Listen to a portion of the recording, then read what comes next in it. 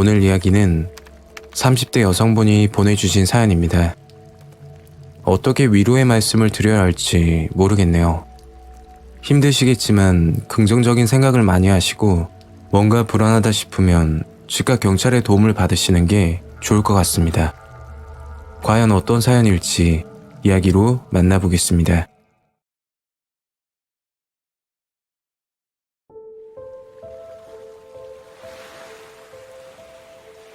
제가 학원 강사로 일을 할 때 있었던 일입니다.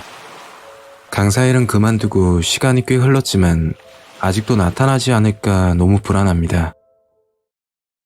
때는 4년 전, 대학교를 졸업하고 취업을 준비하던 때였죠. 전공은 미술이었는데 전공을 살려 취업을 하려니까 입맛에 맞는 자리를 찾기 힘들었습니다. 그러다 평소 친하게 지내던 대학교 선배가 일자리를 소개해 주더군요. 대구 수성구에 위치하는 미술학원이었는데 학교 선배 지인이 학원 원장이라서 근무 조건을 맞춰 주신다고 하더군요. 안 그래도 취업하기 힘든데 제 전공에 근무 조건까지 맞춰 주신다니까 곧장 하겠다고 말했죠.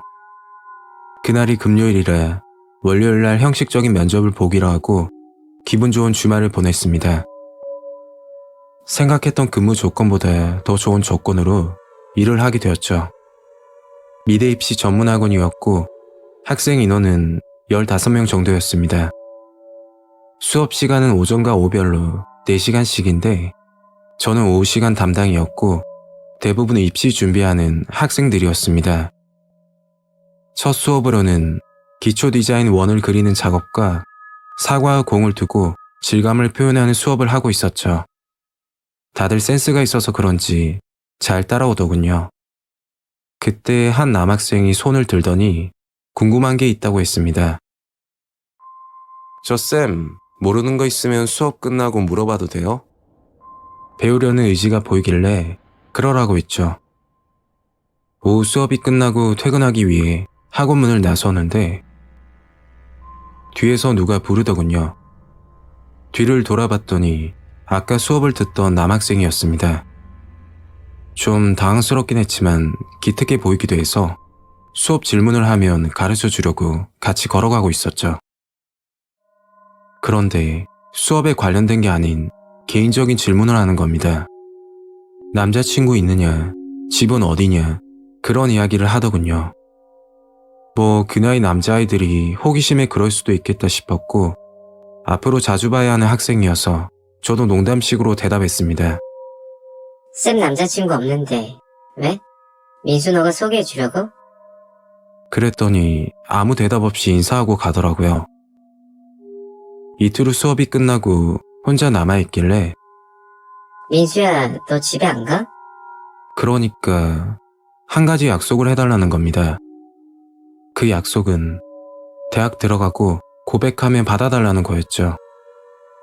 무슨 소리냐며 얼른 집에 돌아가라고 했더니 약속 안 하면 안 가겠다며 버티더군요. 그때 저는 이러다 말겠지 라고 생각하고 잘 타일러서 집에 보냈습니다. 6개월쯤 지나 민수와 다른 아이들은 대학을 진학하고 새로운 아이들로 채워졌습니다. 마음이 한결 가벼워지더군요. 민수가 대학을 진학했으니 더 이상 볼 일 없다고만 생각했죠. 무서웠던 일이 벌어지기 시작한 건 그날 학원 수업이 끝나고 집으로 돌아가던 길이었습니다.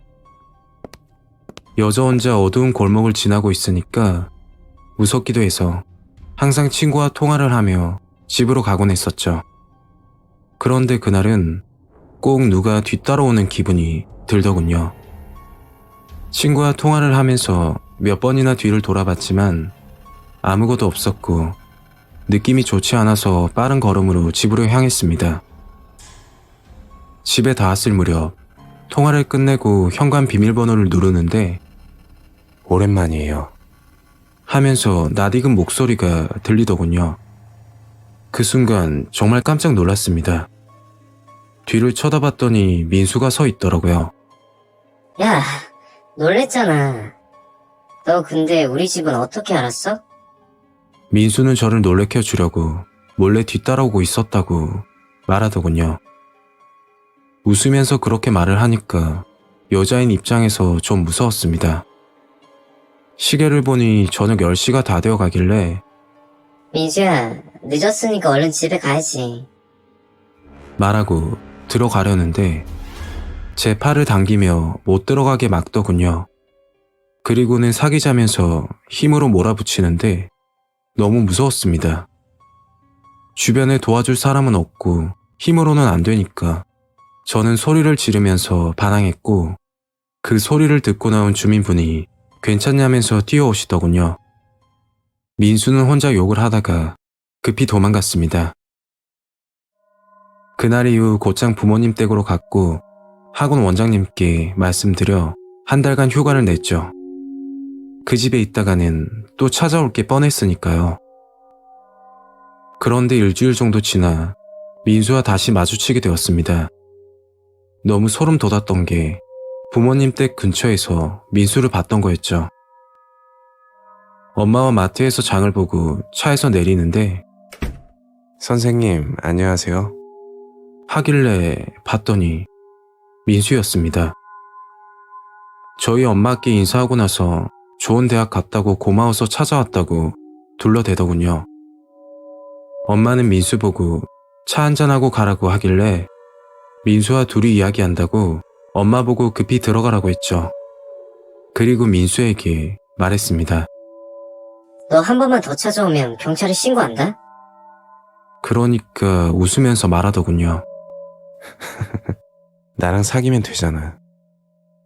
전 거부 의사를 확실히 밝히고는 집으로 들어왔습니다. 그 후로 지속적으로 민수는 저를 찾아왔고 결국 다니던 학원을 그만두고 부모님 집에서 나와 부산으로 가게 되었습니다. 제 사정을 들은 학원 원장님께서 부산의 강사 자리를 소개해 주셨고 민수와 마주치지 않기 위해서 결정을 한 것이죠. 부산에 내려와서 자리 잡고 남자친구까지 생기게 되었습니다. 과거 안 좋은 기억은 점점 잊혀져 가고 있을 때였죠. 그날은 남자친구 생일이었고 남포동에서 데이트 약속이 있던 날이었습니다. 남자친구는 시간 약속을 정말 잘 지키는 편인데 그날은 유독 늦는 겁니다. 한 번도 그런 적이 없었기 때문에 걱정이 돼서 전화했지만 연결이 안 되더군요.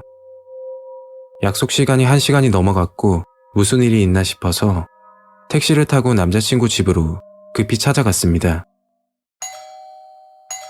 초인종을 여러 번 눌러도 반응이 없어서 집으로 가려는데 뒤늦게 문을 열더군요. 그때 그 순간은 정말 소스라치게 놀랐습니다. 남자친구 집에서 민수가 나오는 겁니다. 그리고 남자친구는 거실에 쓰러져 있었고 도망가려고 하는 저를 붙잡고서는 당장 헤어지라며 협박을 했습니다. 힘으로 안 되겠다 싶어서 민수를 잘 타일렀죠. 사실 남자친구 아니야.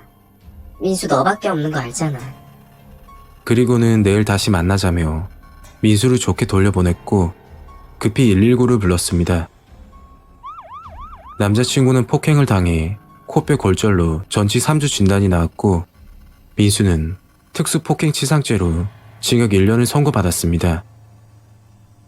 형사님에게 들었는데 민수가 잘 아는 친구가 흥신소를 운영하고 있고 제가 다니는 직장과 집 그리고 사람 관계까지 다 알고 있었다고 하더군요. 현재는 이름까지 개명을 했고 다른 곳에서 조용히 숨어 살고 있습니다. 남자친구와 올해 결혼 예정이고 한동안 괜찮았는데 최근부터 모르는 번호로 전화가 자주 오기 시작합니다. 혹시 민수가 아닐지 너무 무섭습니다. 제 이야기는 여기까지입니다. 구독과 좋아요 한 번씩 부탁드리겠습니다. 감사합니다.